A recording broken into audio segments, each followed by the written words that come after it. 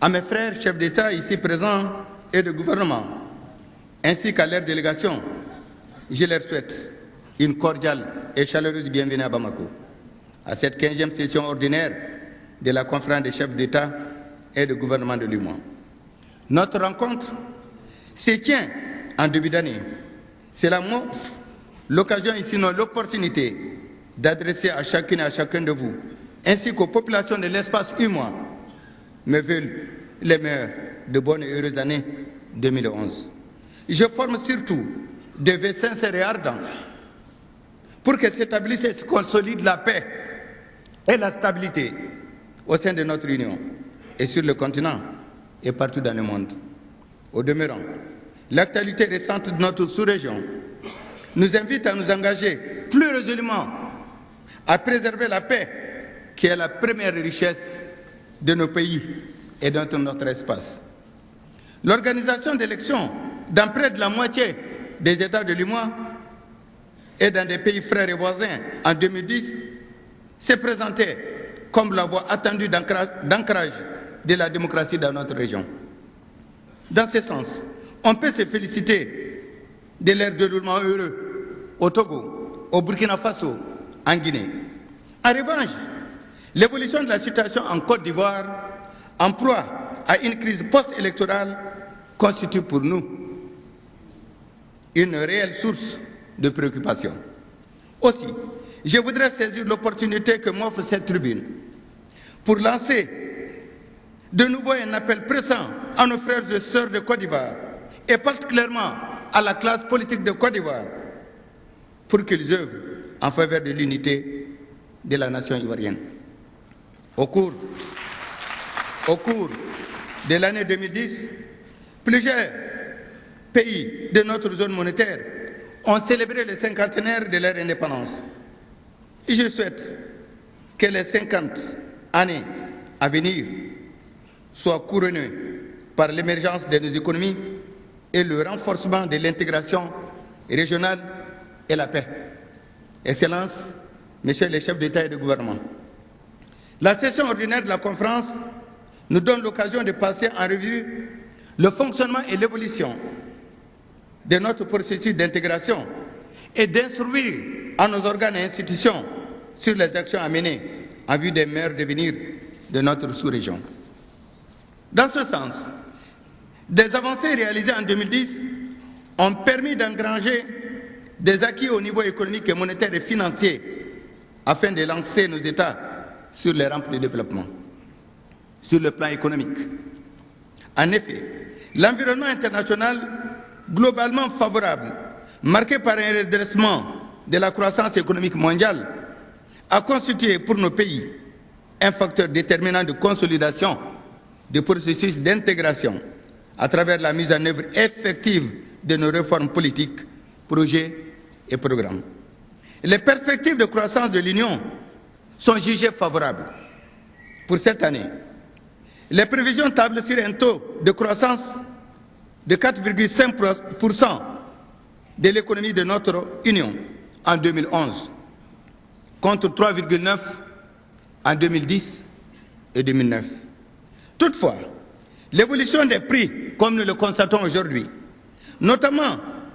des denrées alimentaires et des produits de première nécessité, devrait continuer à retenir notre attention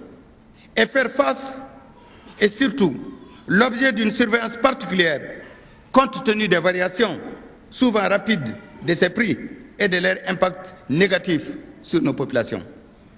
Des progrès importants, il faut le souligner avec fierté, ont été enregistrés dans l'exécution des chantiers, de la surveillance multilatérale, l'harmonisation des cadres législatifs et réglementaires, des finances publiques, la transition fiscale, la réalisation du marché commun, les négociations commerciales, les politiques sectorielles et le contrôle démocratique et juridictionnel. Je voudrais particulièrement saluer les initiatives mises en œuvre par les organes et institutions communautaires en vue de mobiliser des fonds importants pour le financement des économies et financement de notre développement. Sur le plan monétaire et financier, l'année 2010 a été marquée par l'entrée en vigueur de nouvelles dispositions, notamment la création d'un comité de stabilisation financière et la redéfinition du mandat de la BCEAO, centré sur l'objectif de stabilité des prix, indispensable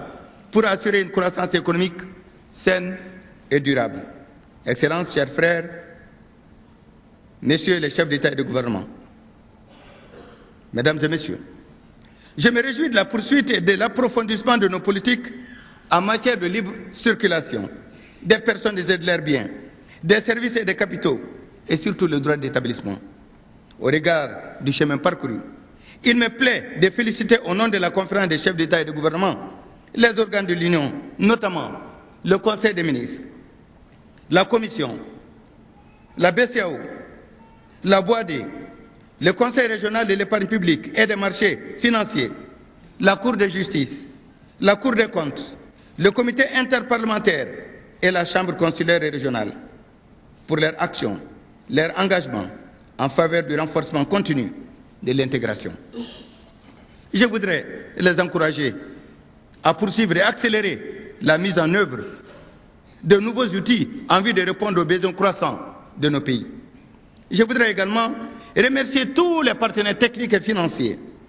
qui nous ont accompagnés dans la mobilisation des ressources nécessaires et indispensables à la mise en œuvre de nos projets et programmes. Excellences, chers frères, messieurs les chefs d'État et de gouvernement, honorables invités, mesdames et messieurs, au cours de ces travaux, nous aurons à nous pencher sur la crise post-électorale en Côte d'Ivoire et ses incidences sur les économies de la sous-région. J'ai instruit, il y a quelques semaines, au président du Conseil des ministres de l'autre organisation de procéder à la convocation, et ce qui a été fait à Bissau, d'une session extraordinaire du Conseil des ministres de l'Union, à l'effet de procéder à une évaluation des implications financières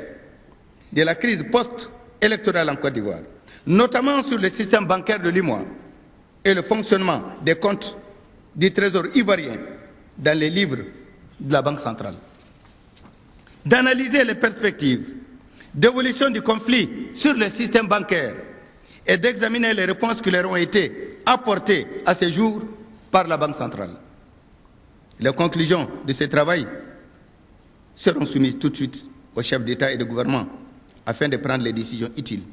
et nécessaires qu'appelle la situation actuelle. Il me reste à vous renouveler, Excellences, messieurs les chefs d'État et de gouvernement, mes sincères remerciements et la profonde gratitude du Mali pour la confiance que vous avez placée en ma personne et en mon pays pour présider depuis 2009 la conférence au sommet de notre organisation commune, l'UEMOA. En souhaitant plein succès à nos travaux, je déclare ouverte la 15e session ordinaire de la conférence des chefs d'État et de gouvernement de l'Union économique et monétaire ouest-africaine. Je vous remercie de votre très aimable attention.